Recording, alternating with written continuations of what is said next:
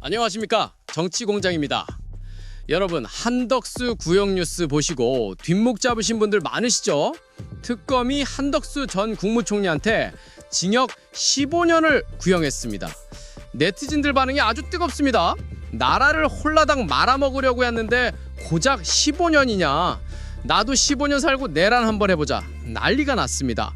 그런데 말입니다, 법률 전문가들의 분석 보고서를 딱 까보니까 이게 그냥 15년이 아닙니다. 이건 한덕수 하나 잡으려는 게 아니라 그 뒤에 숨은 몸통 윤석열과 김용현을 확실하게 보내버리기 위한 치밀한 설계라는 겁니다. 오늘 정치공장이 그 소름 돋는 형량의 수학 공식을 풀어드립니다. 먼저 한덕수 이 양반이 뭘 했길래 15년이나 나왔나 봅시다. 사람 좋게 생겨가지고 그냥 시키는 대로 도장만 찍은 줄 알았죠? 특검이 뭐라고 불렀냐? 비상계엄의 키맨, K맨이라고 했습니다. 내란이 일어날 때 헌법재판관 임명을 고의로 밀어서 탄핵 심판을 마비시키려고 했고, 국무회의에서 거짓말하고 나중엔 증거인멸까지 했습니다. 적극적으로 나라 망치는데 앞장선 1등 공신이라는 겁니다. 자, 그럼 왜 하필 15년이냐? 보통 검사들은 깎일 거 생각해서 세게 부르잖아요. 그걸 뻥구형이라고 하는데 이번엔 다릅니다. 전문가들은 이걸 정밀구형이라고 부릅니다. 판사가 이 정도면 합리적인데? 하고 그대로 때릴 수 있게 아주 정교하게 계산된 수치라는 거죠. 여기서 중요한 건 순서입니다. 순서. 한덕수가 15년이면 그 윗선은 어떻게 될까요? 분석에 따르면 특검이 이미 형량 계급표를 딱 짜놨다는 겁니다. 3등 방조범이 한덕수 15년, 2등 행동대장이 김용현 25년에서 30년, 1등 수계 또는 두목 윤석열은 무기징역 또는 사형이죠. 이거죠. 한덕수는 밑밥입니다. 밑밥. 야, 옆에서 도운 놈도 15년인데 시킨 놈이랑 총 든 놈은 살아서 나갈 생각 마라. 이 강력한 메시지를 법원에 던진 겁니다. 이제 공은 법원으로 넘어갔습니다. 재판장은 이진관 부장판사.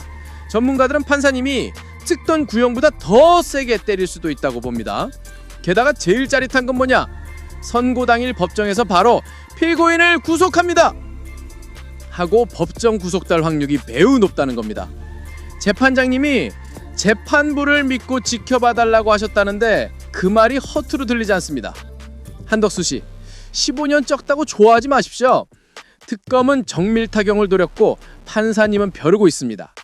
내년 1월 선고 공판, 그날이 바로 형님 입학식 날입니다. 제가 지난번에 한동훈 대표한테만 떼비로 보내드린다고 했는데 한덕수 총리님 섭섭해하실까봐 하나 챙겨놨습니다.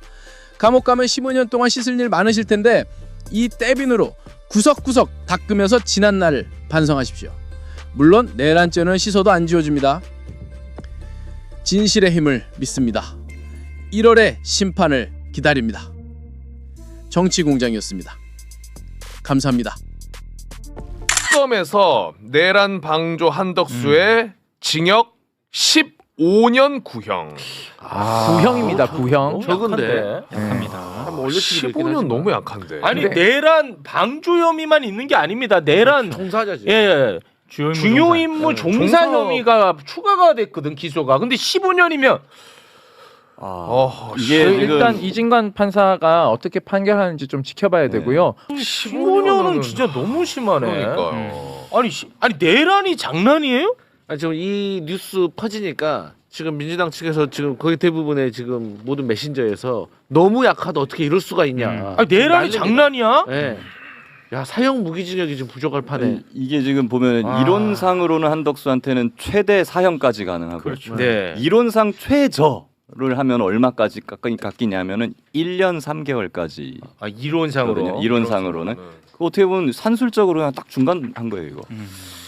말 나온 김에 그러면 이 한덕수 이야기부터 좀 하고 가야 될 것 같습니다. 네. 예, 지금부터는 판사 출신 김승원 의원과 함께 이야기 나누겠습니다. 박수로 맞이하겠습니다. 네. 안녕하세요. 반갑습니다. 김승환입니다. 굉장히 좀 충격입니다. 저는 개인적으로 지금 오늘 굉장히 그 역사적인 날이거든요. 첫 구형. 내란과 관련해 가지고는 오늘 이제 첫 구형이 있는 날이기 때문에 이 정말 역사적인 날인데 내란 특검에서 한덕수에 대해서 15년을 구형했다는데 판사 출신으로 어떻게 보십니까? 아니 원래 방조로 기소할 때부터 좀 껄쩍지근하지 않았습니까? 예, 내란 특검이 방조만 했죠. 예, 방조로 기소할 때부터 그랬는데 그거는 이제 징역 5년 이상 아닙니까? 네. 근데 이제 이진광 부장판사가 딱 재판을 하면서 아니 이거는 방조가 아니라 중요 임무 종사자 아니냐. 그렇습니다. 공장 변경 검토해라. 그래갖고 이제 바꾼 거잖아요. 맞습니다. 그리고 저는 최소 무기나 아니면 20년 정도는 구형할 줄 알았는데 15년 구형했다고 하니까 지금 이제 이 내란이 약간 그 범죄단체 조폭처럼 구성이 돼 있잖아요. 네. 매니가 윤석열이고 그다음 김용현이고 한덕수가 세 번째나 네 번째 정도 되는 것 같은데 한덕수가 15년이면 그럼 김용현은 뭐 20년이나 아니면 무기징역. 뭐 그렇게 생각하니까 윤석열을 사형구형 안 할 수도 있겠다 그 생각까지 좀 듭니다. 야, 15년을 너무 낮춰버렸어요. 예, 넘버 3를 너무 무시를 했는데요. 아, 그리고 거짓말을 우리가 지금 재판 과정에서 본 게 한두 개가 아닌데. 한덕수. 아니 일단은 그 한덕수의 내란 방조는 뭐 너무 명확합니다. 뭐 CCTV 너무나 확실한 증거가 있죠. 자 그러면 내란 중요 임무 종사 혐의는 입증이 어느 정도 됐느냐? 이것도 제 관점에서는 100% 됐습니다. 당시 총리로서 계엄을 위해 할 수 있는 일을 다 했거든요. 그렇죠. 국무회의 정족수가 미달될까봐 그것을 한덕수가 다 꾸린 거 아닙니까? 맞아요. 그리고 불러드리고. 반대할 사람은 빼고 찬성한 할 사람들만 추려가지고 불렀단 말이에요. 그렇습니다. 심지어 송미령 장관한테 처음으로 독촉까지 했습니다. 빨리 오라고. 그 외형을 완벽하게 맞춘 한덕수 중요 임무 종사 행위를 했잖아요. 그렇죠. 그 이후에 강희구가 작성한 계엄 사후 선포문에 서명까지도 서명하고 뭐 그거 뭐 증거 인멸하고 한 것도 있는데 네. 이제 가장 중요한 게 내란 중요 임무 종사자로서 행위를 했느냐? 했잖아. 했습니다. 했고 범죄 후에 정황도 구형에 참작을 많이 하는데 한덕수는 사실 권한대행으로 내란 범죄를 감춰주려고 했죠. 옹호를 했죠. 그 다음에 자기가 직접 이제 플레이어로 뛰어서 대선 후보가 돼갖고 이 내란 범죄를 완전히 그러니까 감추려고 하지 않았습니까? 그런 것들과 함께 이 공소사실에 대해서 하나도 인정을 거의 안 하잖아요. 위증 하나 인정했나요? 그것도 그냥 확실한 증거가 나오니까. 네. 그렇게 반성의 여지가 전혀 한덕수는 없는데. 딱 하나 인정했습니다. 네, 딱 하나. 헌재에서 위증했다. 네, 요거 네. 딱 하나 인정했어요. 예, 예. 네. 그러니까 반성의 기미도 전혀 없죠. 없는데 이런 사람을 어떻게 거의 제가 볼 때는 최저형을 갖다가 구형한 것 같은데요. 1심에서. 아쉽습니다. 야. 굉장히 아쉽습니다. 잠깐 한덕수의 혐의를 입증할 만한 그냥 뭐 영상 그 법정에서의 영상 정도 다시 한번 좀 저희가 꾸려봤는데 짧게 좀 보고 오겠습니다.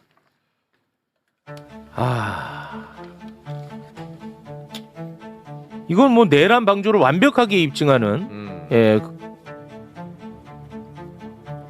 자 지금 오류가 났어요.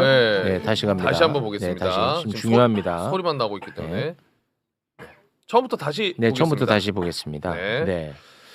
야, 뻔뻔한 모습을 우리가 CCTV로 다 확인을 했는데. 자, 한덕수 문건까지 들고 나오고 네. 여유 있잖아요. 이거 뭐 방조는 100%입니다. 이거는 네. 뭐 이견이 있을 수 없고 이보다 더 확실한 증거가 없고요. 자, 이상민. 이거는 방조가 아니잖아. 지금부터는 수행을 하는 거잖아. 네. 지시를 받고 나와서 서로가 이야기를 나누고 16분간 대화를 합니다.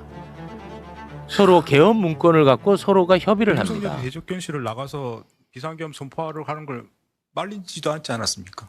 정말 아쉽게 생각합니다. TV에서 지금 군병력들이 투입되는 걸 보신 거잖아요. 그럼 김영현한테 전화해서 확인할 생각은 안 하셨습니까? 비상계엄이라는 거는 있을 수가 없는 일이다. 지난 40몇 년 동안 없었고. 그걸 윤석열한테 말씀하시기로 했습니까? 비상계엄을 하기 전에 꼭 국무회의를 거칠 필요는 없다는 건 안 하겠다는 뜻 아닙니까? 국무회의의 뭐 성격이랄까 이런 것들에 대한 그 인식 같은 게 있으시지 않았나 생각을 합니다. 제가 헌재에서 위증을 했습니다. 근데 조은석 특검은 구형 15년. 뭐 선회를 하자면 자꾸 저는 선회를 하는 습관이 있어갖고 굉장히 좀 그런데 한덕수가 76세 아닙니까? 네. 예, 나이가 많으니까 15년 구형하면 근데 거의 뭐 90대서 나오는 거 아니냐. 뭐 그런 고려를 한 거 아니냐라고 그냥 선회를 하고 싶은데 사실상의 무기징역이다. 예, 저희가 이제 내란 범죄는 사실 이제 국회 동의 없이는 사면도 못하게 저희가 지금 법을 발의를 해서 그럼 반드시 해야 될 것 같고요. 통과를 시킬 테니까 15년만 살려도 90세까지니까 그냥 그 정도면 충분하지 않겠냐라고 내란 특검에서 혹시 생각했다면 나이 잠자 이게 보면은 검찰이 항상 요즘 잘하는 게 뻥구형이라고. 예를 들면 그런 거 있잖아요. 검찰이 10년 구형했다. 그럼 법원에서는 한 5년 밑으로 맞아요. 선고하고 거의 한 2-3배 이상 뻥튀기 시켜서 구형한다 그래가지고 뻥구형이라고 하거든요. 근데 15년이라고 하는 것은 뻥구형이라고 볼 수는 없어요. 이게 뻥구형 가려면 한덕수한테도 막 사형 무기징역 이 정도는 구형해야 이제 뻥구형인 거죠. 이게. 이 사건에서는 상당히 그럼 갑자기 이례적으로 그걸 정밀구형이라고 하는데 내란 국무회의 말고도 한덕수는 고난 대행으로 있을 때 헌법재판관 임명도 안 했거든요. 맞습니다. 그렇죠. 완전히 윤석열 탄핵까지도 지금 어떻게든 막아보려고 했었는데 그것까지 고려하면은 저는 15년형. 아니 이게 구형이라는 것이 우리 사회에 던지는 메시지가 굉장히 크지 않습니까? 그렇죠. 그 자체가 상징적인 거죠. 상징적이지 않습니까? 그렇죠. 그리고 내란 관련해서 첫 구형입니다. 그거를 특검이 모를까요? 너무 잘 알겠죠. 그렇죠. 근데 15년을 던졌다는 것 자체가 난 이거는 매우 심각한 시그널이고 이거는 매우 심각하게 비판받아야 된다고 봅니다. 사실 많은 국민들은 구형이 사실 실제적으로 몇 년 받았다 선고로 착각하시는 분도 되게 많거든요. 그리고 사실 아시지만 30% 가석방만 받는다고 하면 거의 한 4.5년 거의 10년밖에 안 사는 거예요. 그렇기 때문에 저는 이거 너무 잘못된 것 같아요. 아니 중요임무 종사자에게 15년을 구형을 한다? 이거 참 참담합니다, 진짜. 15년 만약에 이게 선고가 15년이다라고 나왔다고 하면은 뭐 그나마 그럴 수 있다. 예, 뭐 그나마 그렇게 뭐, 생각을 해요. 네. 그런다면은 그 정도는 납득할 수 있는데 그렇다면 구형은 최소한 그거보다 훨씬 높게 해야죠. 그렇죠. 네.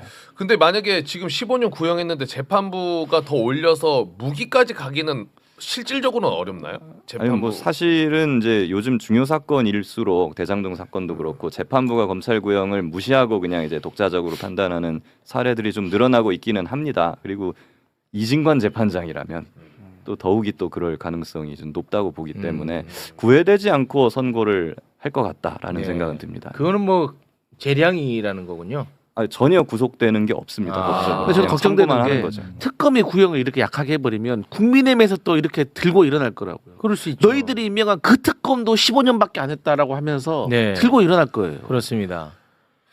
아 진짜 힘이 너무 빠진다. 그러네.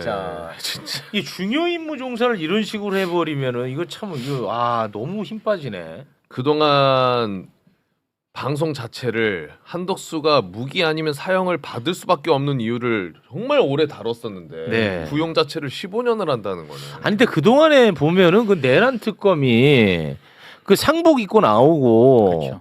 그 재판하는 거 보면 우리가 이제 직위원 얘기를 워낙 많이 하다 보니까 이 특검에 대한 이야기를 많이 못했는데 너무 매갈이 없고 맞아요. 그랬거든요. 진짜 화가 날 부분에 대해서도 뭐 매갈이 없이 대응한다든지 그런 부분을 저희가 많이 봤었단 말이죠. 그렇습니다. 네. 그게 일련의 과정들이 지금 이번에 이걸로 다 표출된 것 같아요.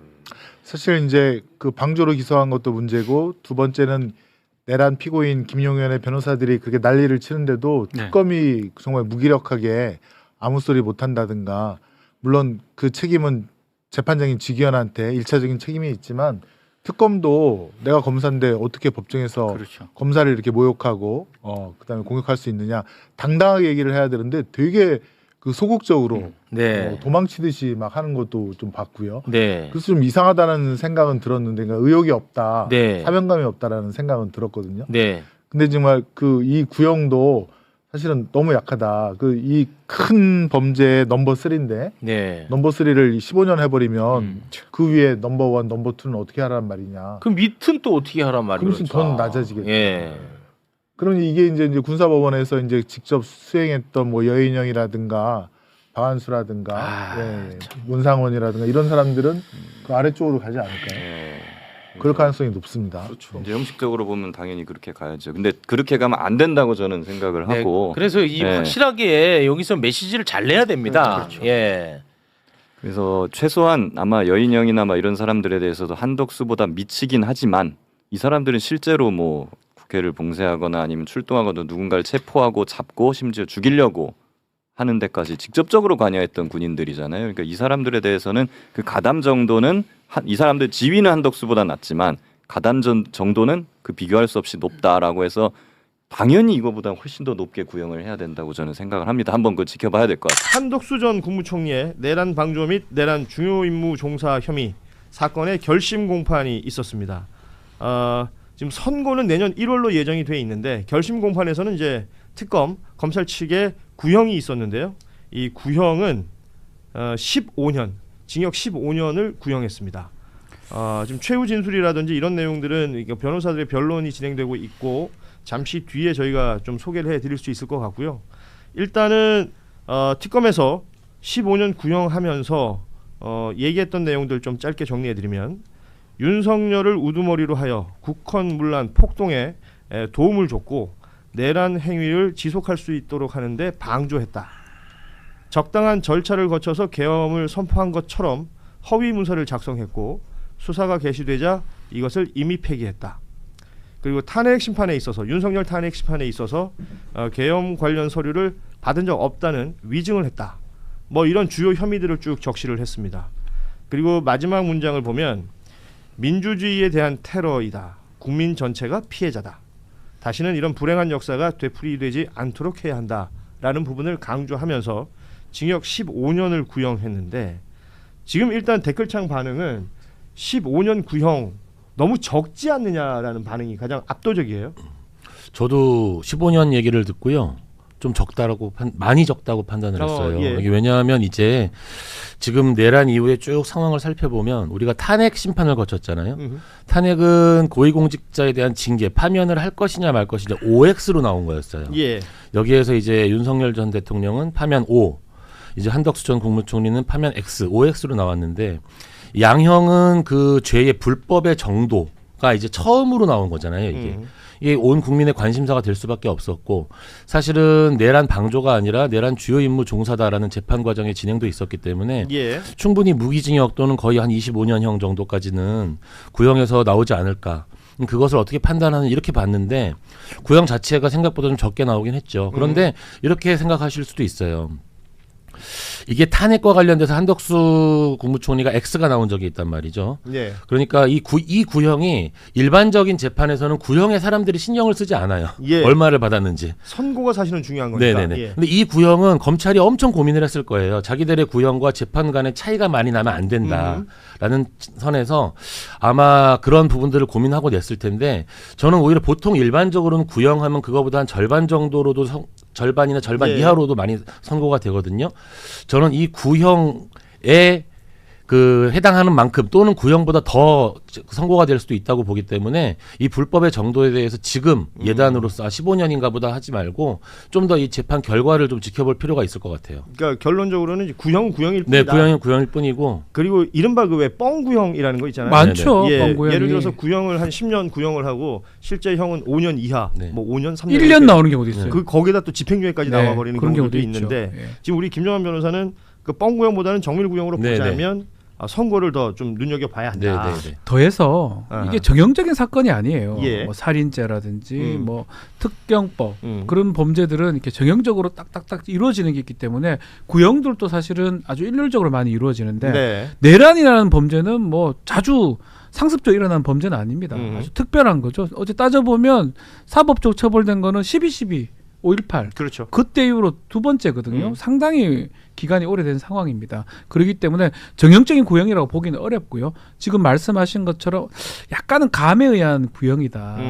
원래 15년 구형을 하면 7년 정도, 10년 정도 나오는 걸 예상하고 하는데 지금은 꼭 그런 것들 예상하고 상관없이 구형했다고 보는 게 맞는 것 같아요. 또 더 나아가서 지금 또 우리 착각하는 부분이 하나 있는 게 뭐냐면 원래 기소할 때는 내란 우두머리 방조 혐의로 기소가 그랬었죠. 됐습니다. 예. 그 방조 혐의는 좀 떨어져요. 음흠. 그래서 추가된 게 공정 변경된 게 이제 주요 임무 종사자가 된 거고 위증 등등이 합쳐진 상황이거든요.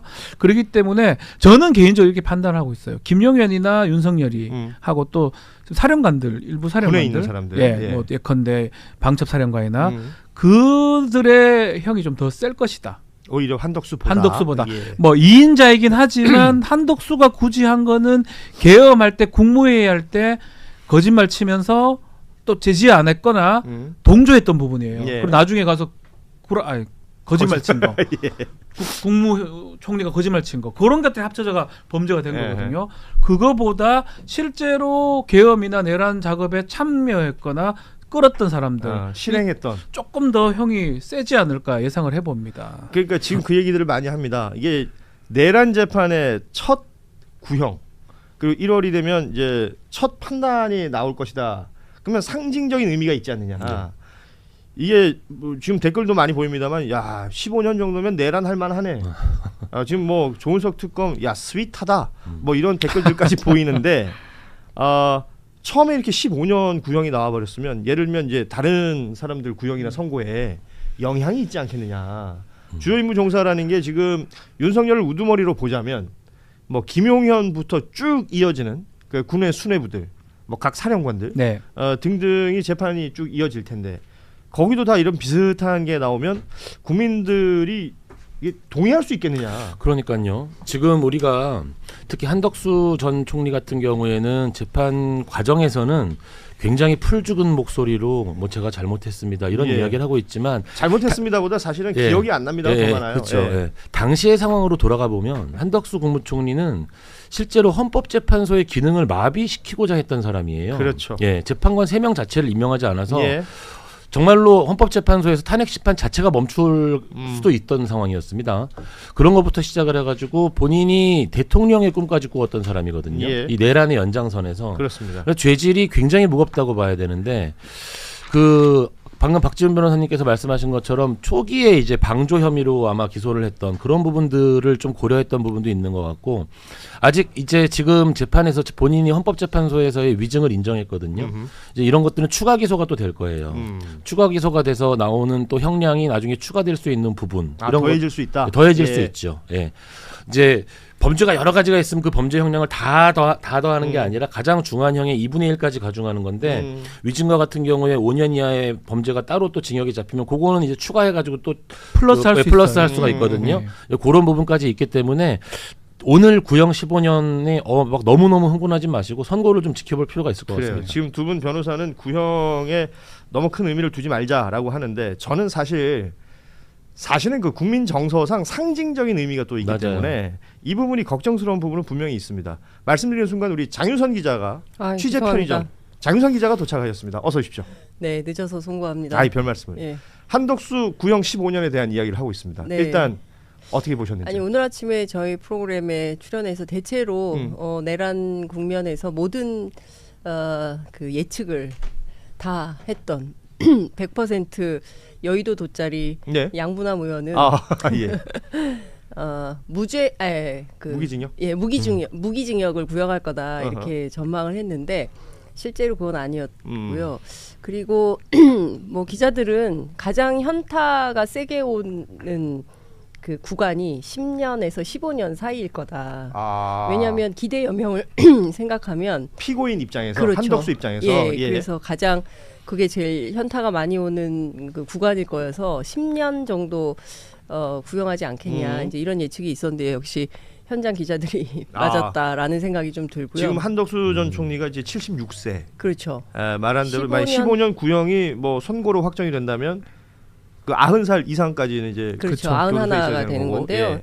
물론 이제 그 구형대로 선고가 될지는 뭐 알 수 없지만 저는 지금까지 재판을 진행해 왔던 이진관 판사가 선고를 오히려 더 세게 할 수도 있지 않을까라는 생각도 그 가능성도 분명히 있는 거죠. 그게 오히려 더 이진관 재판장이 선고를 세게 하고 그리고 현장에서 법정 구속 하지 않을까 저는 개인적으로 그런 기대와 전망을 좀 섞어서 해보는데요. 아까 이제 앵커께서 말씀하신 대로 굉장히 사실은 직위원 재판이 벌써 끝났어야 돼요. 예, 예. 근데 지금 뭐 이런 상황에서 한덕수 재판이 먼저 되면서 이게 일종의 어떤 뭐 기준선 비슷한 게 돼버렸는데 전 이거보다 훨씬 더 높은 형이 언도될 수 있다 이렇게 개인적으로 생각을 합니다.